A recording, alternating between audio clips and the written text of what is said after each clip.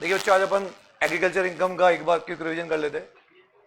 Agriculture income chapter में ये easy chapter है और सीएमए के अंदर तो फ्रिक्वेंटली इसमें आता ही आता है और सीए के अंदर भी इसमें क्वेश्चंस आते हैं, बट सीएमए में बहुत फ्रिक्वेंटली क्वेश्चंस आते हैं। किसमें?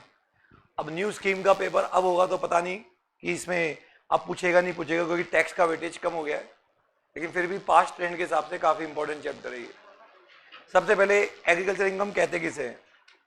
तो सबसे पहले आपको ये देखना है कि जो अपने फर्स्ट 2 पेज है वो आपको ये बताता है कि एग्रीकल्चर इनकम किसे कहते हैं। ठीक है, इसमें 4 चीज़ों को हम एग्रीकल्चर बोलते हैं। एक तो मान लीजिए आपके पास एग्रीकल्चर लैंड है और आपने उसको रेंट पे दिया है फॉर एग्रीकल्चर पर्पज, तो जो आपको रेंट मिलेगा चाहे कैश में मिले या काइंड में, तो रेंट भी क्या है? एग्रीकल्चर है। तो जो जमीन एग्रीकल्चर पर्पज के लिए किराए पे दी जाती है उसका रेंट भी क्या है? एग्रीकल्चर है। दूसरा, मान जो व्यक्ति उस जमीन पे खेती कर रहा है, चाहे वो टेनेंट हो या ऑनर हो, तो जो खेती कर रहा है तो खेती करने के लिए बेसिक ऑपरेशन करने होते हैं, तो वो बेसिक ऑपरेशन जो कर रहा है उसकी इनकम भी क्या है? एग्रीकल्चर है। तो सेकंड पॉइंट ये बोल रहा है कि जिसने कल्टीवेशन की, कल्टीवेशन मतलब बेसिक ऑपरेशन की है, उसकी इनकम भी क्या है? एग्रीकल्चर है।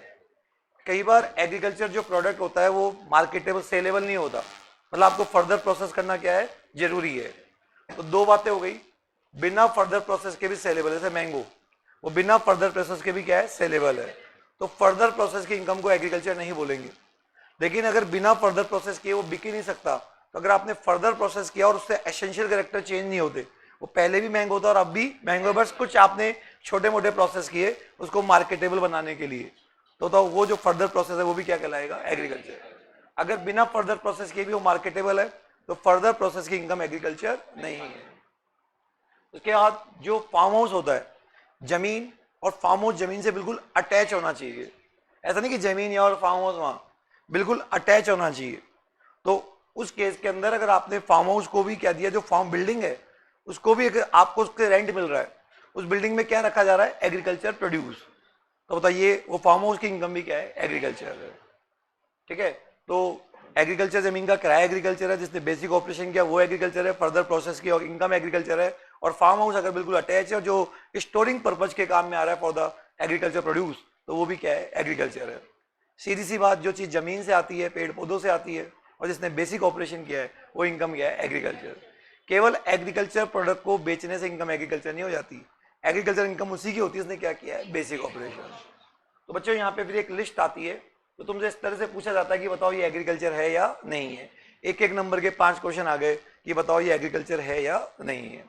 ठीक है, तो यहाँ पे अपन ने कुछ बातें की थी कि जैसे ये जो, हाँ ये और ध्यान रखना कि जीएसटी के अंदर तो क्या है कि एक तो जो रियरिंग ऑफ एनिमल्स होता है, पशुवाड़ी और खेतीबाड़ी, दोनों को एग्रीकल्चर माना है, जबकि डीटी में केवल एग्रीकल्चर को ही माना है। ठीक है, आप किसी एग्रीकल्चर कंपनी में काम करते हो तो आपको सैलरी मिलती, तो वो आपकी एग्रीकल्चर नहीं हो गया। तो ऐसी बातें, ये एग्रीकल्चर नहीं है और ये क्या है? एग्रीकल्चर है। उसके बाद बच्चों, अगर आप टी कॉफी रबर के मैन्युफैक्चरर, अब प्रैक्टिकल पार्ट आते हैं, अब आपने पहचान लिया कि एग्रीकल्चर है, लेकिन जो टी कॉफी रबर जो है इनके अगर आप मैन्युफैक्चरर हो, मैं ट्रेडर की बात नहीं कर रहा, किसकी बात कर रहा हूँ? मैन्युफैक्चरर, तो इनके लिए लॉ में कुछ क्या है? स्पेशल प्रोविजन है, क्योंकि इनका जो प्रोसेस है ना, कि जनरली क्या होता है, टी लीफ बिकती है या टी बिकती है? टी बिकती है, तो 99% टी ही बिकती है। तो इनका जो प्रोसेस होता है वो कुछ पार्ट तो एग्रीकल्चर होता है, कुछ क्या होता है?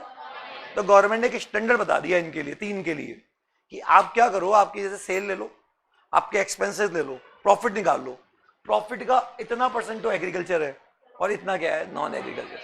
तो ज्यादा वाला तो एग्रीकल्चर है और कम वाला क्या है? Non agriculture. तो ऐसे डायरेक्ट सेल का करेंगे, प्रॉफिट का पहले सेल लेंगे फिर एक्सपेंस देंगे, जो प्रॉफिट बचेगा उसका इतना परसेंट तो एग्रीकल्चर है और इतना परसेंट क्या है? नॉन एग्रीकल्चर है।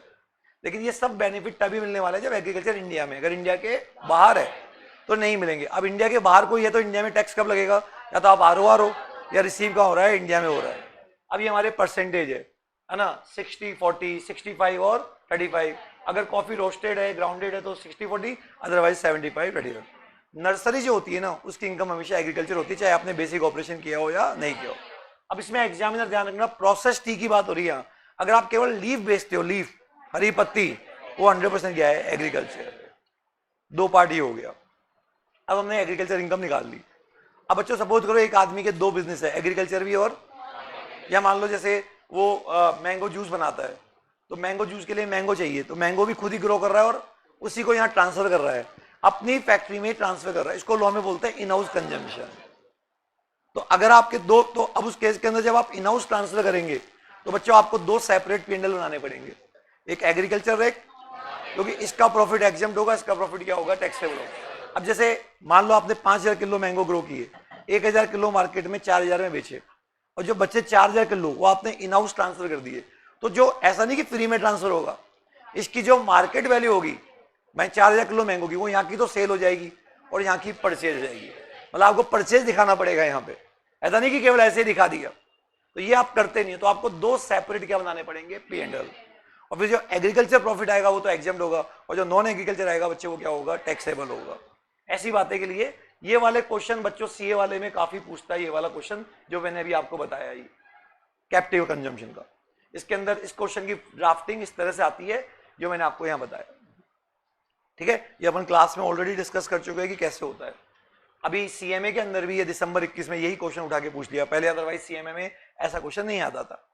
अब लास्ट चीज है कि हम ये पढ़ते हैं कि जो एग्रीकल्चर इनकम होती है वो एग्जम्प्ट होती है, क्योंकि एग्रीकल्चर इनकम पे टैक्स लगाने की पावर स्टेट गवर्नमेंट के पास है।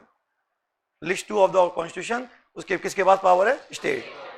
लेकिन हमारी इनकम टैक्स में एग्रीकल्चर के बारे में क्या लिखा हुआ है, अगर ये तीन बातें पूरी हो जाए, ये तीन बातें पूरी हो जाए, तो जब आप टोटल इनकम निकालोगे उस टाइम तो एग्रीकल्चर इनकम को जोड़ना मत।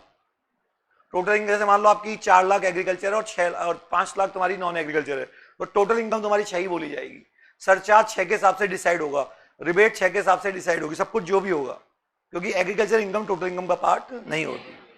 लेकिन जब आप टैक्स निकालेंगे, आप इंडिविजुअल हो, मतलब स्लैब वाले एसएससी हो, आपकी नेट एग्रीकल्चर इनकम 5000 से ज्यादा है, मतलब सेल माइनस एक्सपेंसेस, और आपका जो टोटल इनकम है जिसमें एग्रीकल्चर शामिल नहीं है, जैसे अपन ने बोला 4 एग्रीकल्चर 6 नॉन एग्रीकल्चर, तो टोटल इनकम कितनी हुई, 6। अगर total income without agriculture income अगर 2.5 लाख 3 लाख या 5 लाख से ज्यादा है, तो आपको फॉलोइंग स्टेप्स को फॉलो करते हुए टैक्स निकालना पड़ेगा। पहला, एग्रीकल्चर इनकम में टोटल इनकम में एग्रीकल्चर इनकम जोड़ दो, ऊपर जोड़ेंगे टैक्स निकालते समय, टैक्स निकालते समय, फिर उस पर टैक्स निकाल लो, यहाँ कोई सरचार्ज सेस रिबेट कुछ मत करना, केवल टैक्स। फिर एग्रीकल्चर इनकम में 2.5 3 लाख 5 लाख जो भी है, maximum amount not charge tax वो जोड़ लो, फिर उस पर टैक्स निकाल लो, फिर सेकंड सेक्ट में से वो लेस कर दो, और फिर देखो कि हमारी टोटल इनकम कितनी है, 6 लाख, सरचार्ज नहीं लगेगा, रिबेट नहीं मिलेगी, और फिर पे 4% क्या लगा दो, सेस लगा दो। तो बच्चों उस चैप्टर में 3 प्रकार के क्वेश्चन बनते हैं, बताओ क्या। एक तो एक पहचान होगी वो एग्रीकल्चर इनकम है या नहीं है। एक इस तरह का क्वेश्चन बनता है कि दोनों तरह के व्यापार तो आपको अलग अलग बनाना पड़ेगा, और एक आपको ये रेशियो निकालने के लिए पूछता है, क्या पूछता है बच्चों, रेशियो। और एक आपसे पूछता है कि इस तरह का क्वेश्चन आ गया जहां पहचानो कि टोटल एग्रीकल्चर इनकम कितनी है और फिर टैक्स भी निकाल के बताओ। इस तरह से आपके एग्जाम में क्या आता है, क्वेश्चन आता है। आई होप आपको समझ में आ गया होगा बच्चों, क्या बोल रहे हैं। Thank you.